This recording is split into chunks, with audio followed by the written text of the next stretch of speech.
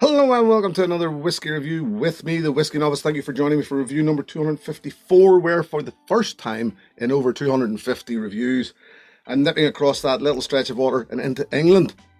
First English whiskey I've reviewed in all that time, for no other reason than so many other whiskies. It's all I can do to keep up with the Irish and Scotch and American and Japanese and etc. releases.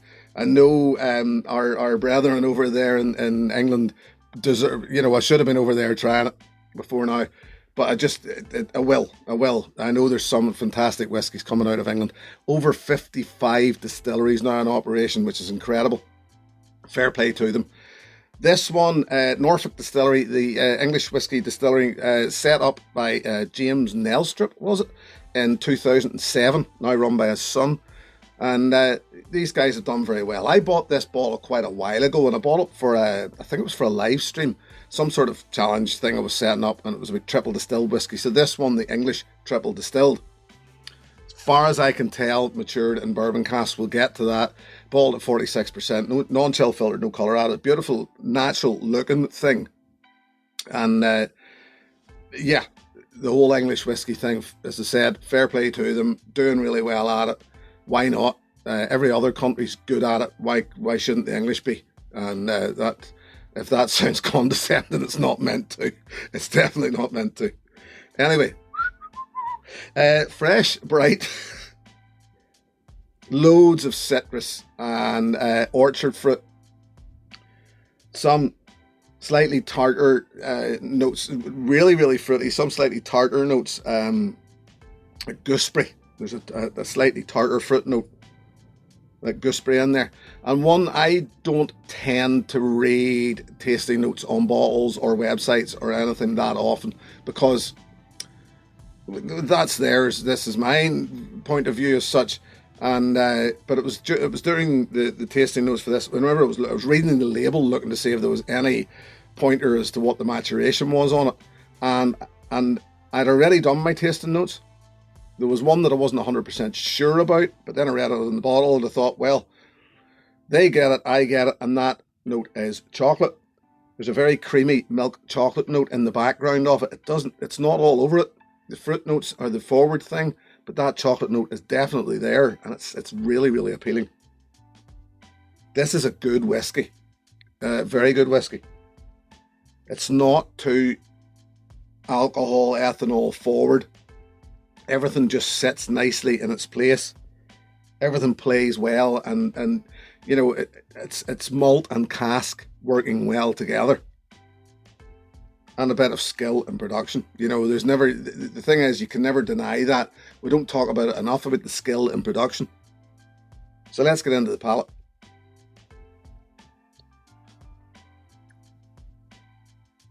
Once again, bright, clean, easy going, sweet and sour arrival. This, what amazes me about this is how creamy it is in the palate, and it actually brings that chocolate back to the memory again. I find myself thinking, yep, is it there in the palate as well? Yes, possibly. Actually, I think maybe I'm getting it. Certainly all the fruits still there. All of those fruits work really well together.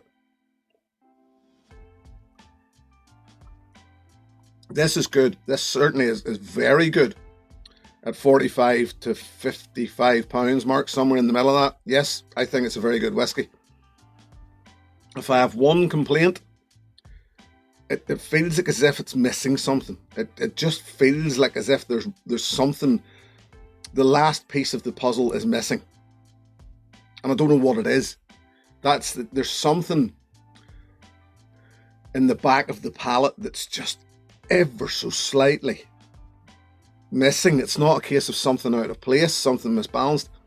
It just feels like as if it goes somewhere, almost takes you right to the very precipice and then just stops.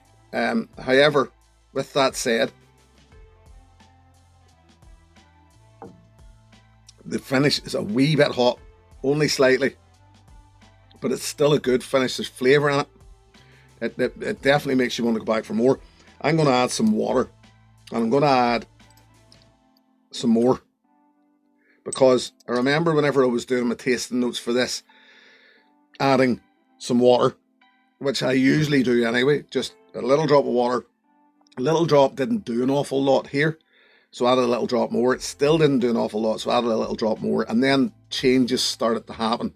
Now, like any whiskey, give it time, let it settle. You put water in it, give it more time, let it settle again. In the process of reviewing, we don't tend to do that. I suppose I could cut edit, but I don't cut edit, as you know. So let's just get stuck back in, shall we?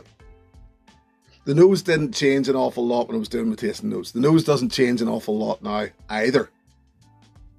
It's still good. It's still clean. That's good. I've added water. The nose is still big. It's still bold. It just hasn't added anything, but neither has it taken anything away. It's the palate.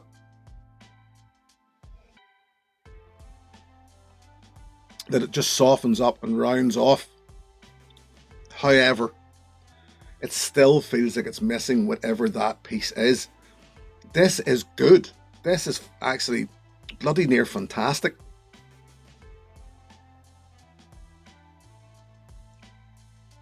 But to me, and it's just a personal thing, it feels like as if it's missing a little bit of something.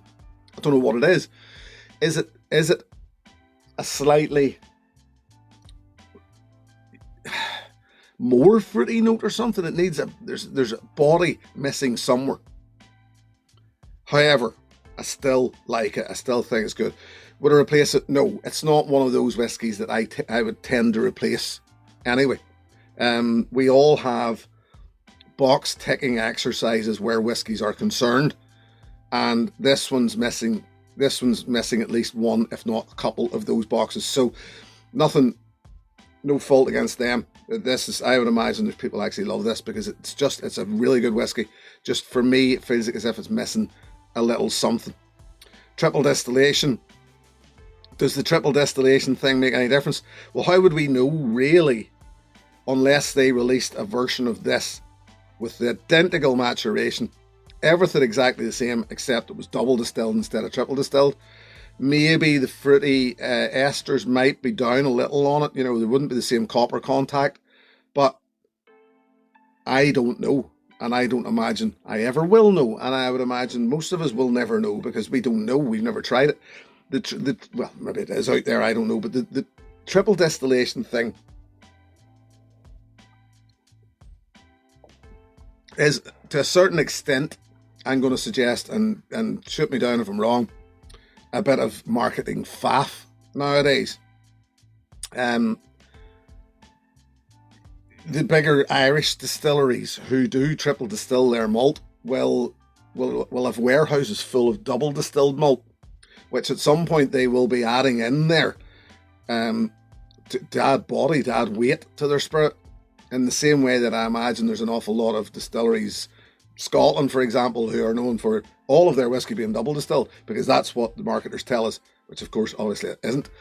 There's an awful lot of them, I imagine, have triple distilled. And the thing is, depending on your still formations, depending on your line arm setups, etc., the amount of reflux that's going on, the amount of times that spirit's remaining in there, being turned around, being turned over before it's actually away and condensed. It's to me, as I said, a little bit of marketing faff nowadays. But here, who am I? Let's just play along, move on, and we'll get to the next bit, shall we?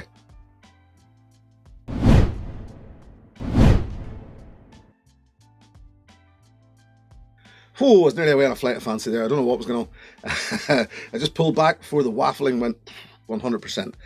So I said that this was missing something. This was lacking just something. And it reminded me of a whiskey that when I reviewed, I thought was also. So if English whiskey, if you've been into English whiskey and that's just been your thing, and you want to stretch out a little, and you want to feel around and find a whiskey, so you've bought this and you've enjoyed it, I'm going to suggest a whiskey to you with an age statement, with a great presentation, 46% non-chill filter, no colour added, and a great price. Balblair 12-year-old. I've used this previously for this same reason. And that reason being, it's missing a little something. The Balblair 12-year-old 100% cannot fault them for what they're giving us for the money in that one. It just, for me, fell just a little short of being really good. And the English Triple Distilled does exactly the same. It falls just a little short of being really good. So I suppose really I should be saying, if you like this, step it up. But it's kind of difficult sometimes to step it up and not, I don't know how to explain this. The idea is, if you like this, try this. It's something that's comparable to me. Well, these two are comparable, in my opinion. So there. But no, the Balblair, great quality product, is my offering to you if you like the English Triple Distilled. I know the English Triple Distilled is out there. I think more people should try it. I really do. It is a good whiskey for the price. You want an age statement? Well, it's on there, really. It's an 8-year-old whiskey. I mean, it says when it was bought, it says when it was distilled, it says when it was bottled, so we know that it's an 8-year-old whiskey. It's a good one. It's a good one. And it was, I know, as I mentioned earlier on, there is fantastic whiskey coming out of England. I will be reviewing more in the future. But I have to scrape my way through an awful lot of Scotch whiskey and Irish whiskey first. Oh, it's an awful job, isn't it? Oh, God help me. Anyway, thank you for watching, as always. Thank you very much to my patrons. Should anybody wish to join that group, the details are in the video description below. I can't thank my patrons enough. The support really, really keeps the channel alive. And their support and their friendship is, for the same goes to all of you, but I mean, it's always very, very much appreciated. I'll be back next time with something a little different from this. Until then, look after yourselves. Here's to your good health. Cheers. Hey, thanks for watching my video. Please click and subscribe to be notified of further content.